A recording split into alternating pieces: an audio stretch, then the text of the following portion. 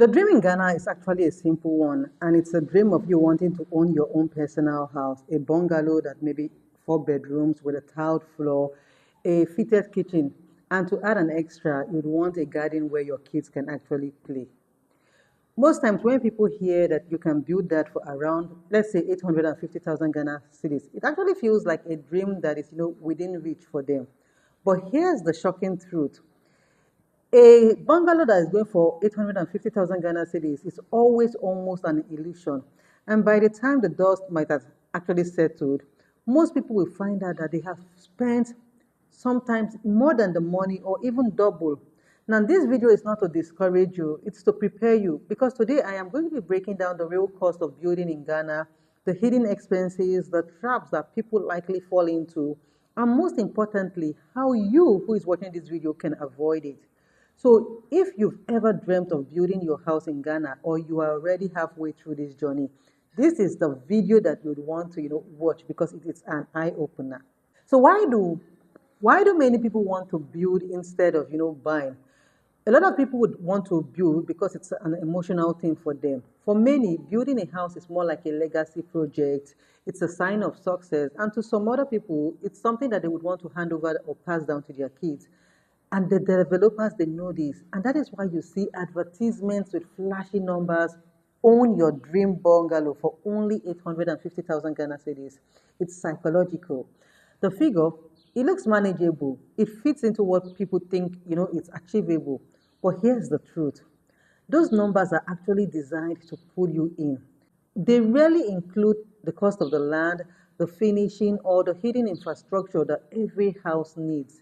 It's like being shown the price of a car, only that this car comes without an engine. So before you start considering building, or even before building, you need to understand that building in Ghana is as much about managing your psychology as it is about laying blocks.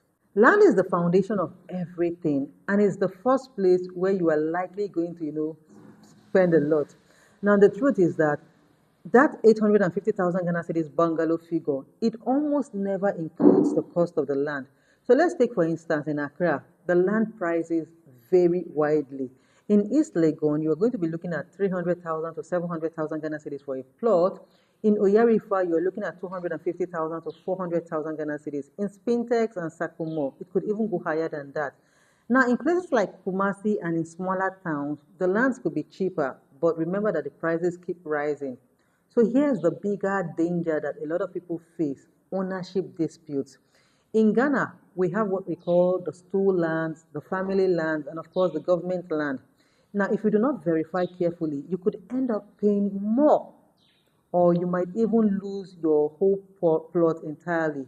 And that is why searches at the Lands Commission and, of course, working with a lawyer are things that are non-negotiable. They are going to cost you money, but if you go that route, they are likely going to save you from financial disasters down the line. So what are the lessons that you can pick from all of this?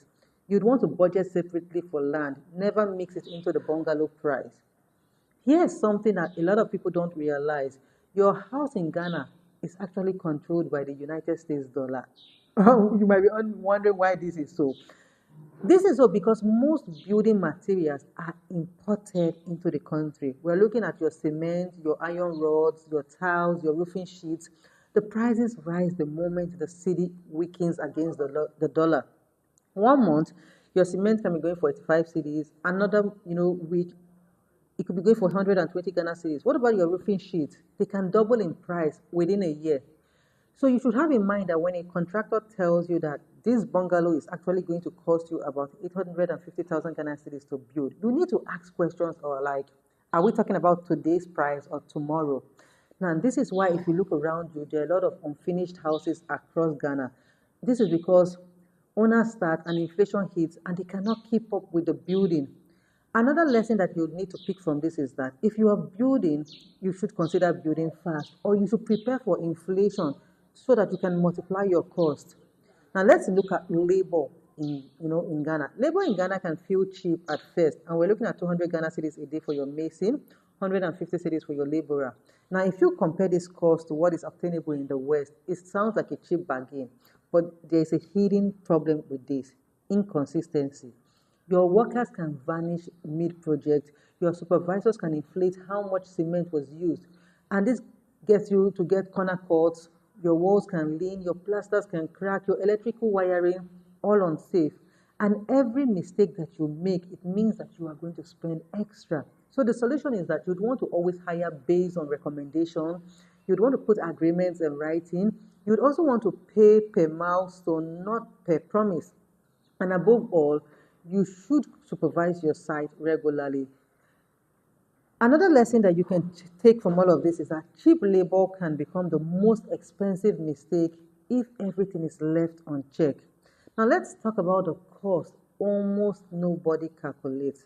You see that 850,000 Ghana cedis figure? It doesn't include your borehole and water storage. And this is because Ghana Water may not serve your area. So you need to budget around 20,000 to 50,000 Ghana cedis. A septic tank, because most places lack sewage systems.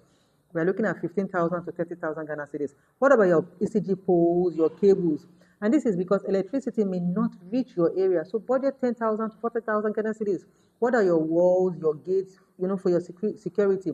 We're looking at 50,000 to 200,000. Your driveways, your landscaping, and things like that. They are often ignored to the end, which can run into tens of thousands or even more. Now, these are not optional things for you. They are essential. And if you put all of them together, they can quietly double your building budget. So another lesson that you should take from this is that you are not building a house. You are not just building a house. You are building the infrastructure that the government never provided. Now, this is the thing, okay? In Ghana, you should know that time is money. And the longer that your project takes, the more it's likely going to cost you. So let's look at it this way. A house that should take about 12 months often drags on for about 3 to 5 years. And the reason is because of inflation, delays in sending money from abroad, contractors abandoning sites, and let's not forget land disputes. So every delay is definitely going to add an extra cost. Every year, materials rise. And soon, you'll see that your 850,000 Ghana cedis bungalow has already crossed over 1 million Ghana cedis. If you want to build, what you have to do is that you have to move fast, or the time that you spend building your house is going to eat your dream alive. So here's the raw truth. Not every contractor is actually honest. Some of them get to inflate the material usage. Some reuse old iron rods. Some weaken cement mixes to be able to save money. And by doing so, it's going to leave you with cracks months later. And because many people abroad rely on relatives or friends to, help supervise in the building, contractors are able to get away with certain behaviors. Now, the result of this is that you are going to pay twice. You're going to pay once for the bad work, and you are going to pay again to fix it. You would have to choose a contractor just as you would choose your medical doctor, because one mistake will cost you your dream house. So the question is, should you build yourself or should you buy from a developer? Self-building looks cheaper when you look at it. And this is because you get to control the design, you get to spread the payments. But once you add the land cost, the heating cost, and other delays, it often, costs about the same or maybe even more than what a developer is going to be giving to you. Now, on the other hand, developers charge you for higher fees upfront.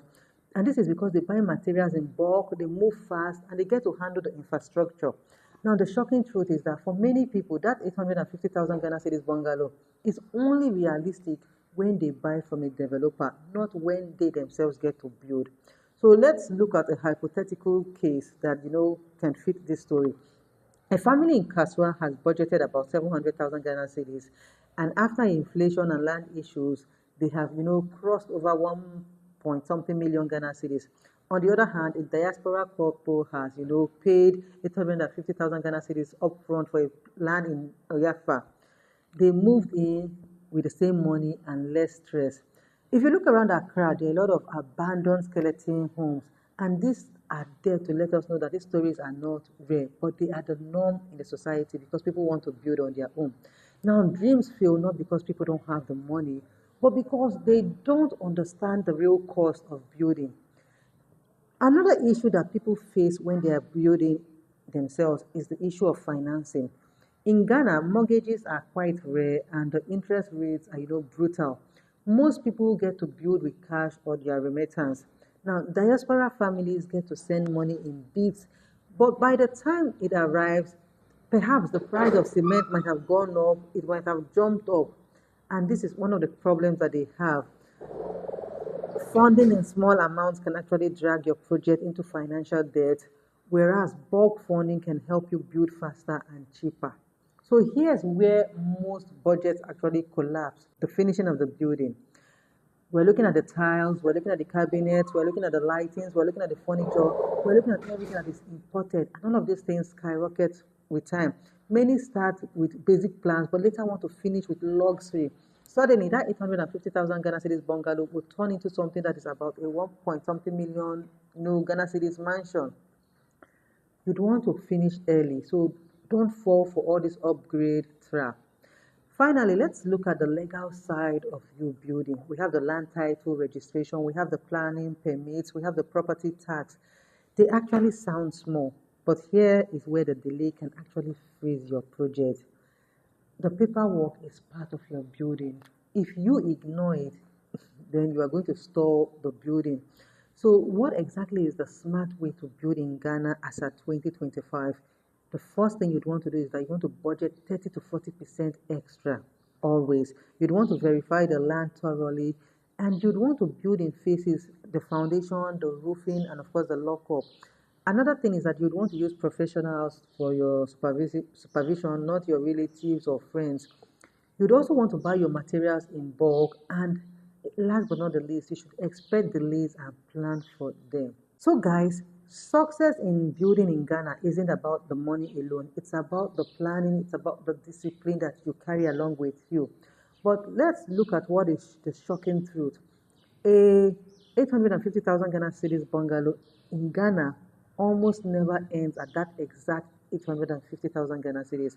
By the time you had the land cost, the hidden cost, the finishing, and of course the delays, most projects are going to cost well over 1.2 million Ghana cedis.